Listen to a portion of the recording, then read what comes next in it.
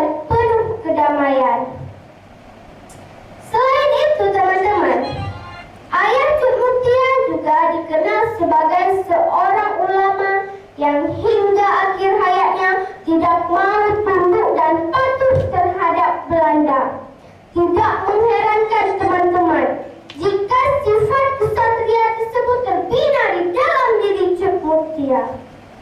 Teman-teman, awal pergerakan Cuk Mutia dimulai pada tahun 1901. Beliau berperang dengan basis komando perang Tengku Ciptunang, yaitu suaminya sendiri.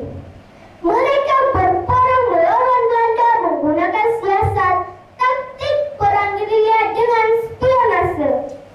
Tahu tidak teman-teman, apa yang dimaksud dengan perang gerilya dan spionase? Nah, benar sekali teman-teman. Perang gerilya adalah perang yang dilakukan oleh kelompok-kelompok kecil yang bertempatan di daerah hutan secara sembunyi-sembunyi. Sedangkan spionase teman-teman adalah memata-matai gerak-gerik pasukan lawan, terutama rencana-rencana patroli dan pencegatan.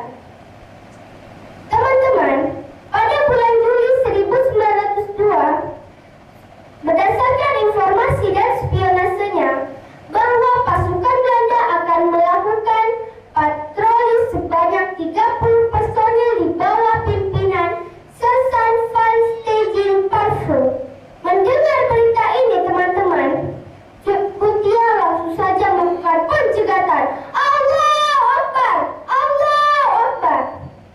Teman-teman, sebelum meninggal, suaminya Tengku Ciptunang merahasiakan kepada Cuk Mutia, "Wahai rakan lompang nangrong, menjual meninggal bak medan perang lelaki bak dadu bah netem nepo kawen rumah lon Cuk Mutia. Punten sahabat lompang nangrong, wahai sahabatku Tengku Ciptunang, menyusitnya ekdrone je lakukan." Teman-teman, Cuk Mutia tertunduk dan meneteskan air matanya. Beliau terus berjuang bersama sahabat almarhum suaminya Pang Nangrong. Pada tanggal 26 Desember tahun 1910, Belanda mengetahui tempat persembunyian Cuk Mutia. Langsung saja Belanda memuntahkan timah panas ke tubuh Cuk Mutia. Cuk Mutia jatuh tersungkur di atas tanah. Darah Cuk Mutia membasahi tanah rencong ini. Teman-teman, hari itu adalah hari kesedihan bagi rakyat Indonesia dan anaknya Tengku Rajasadi. Teman-teman, beliau meninggal sebagai kusuma bangsa. Beliau diberikan gelar pahlawan nasional menurut SK Presiden nomor 107 tahun 19